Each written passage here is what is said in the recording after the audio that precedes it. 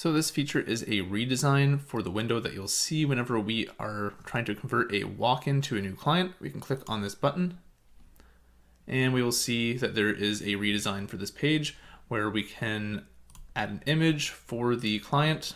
We can add their name, last name, email, cell phone, redemption code if applicable, their time zone.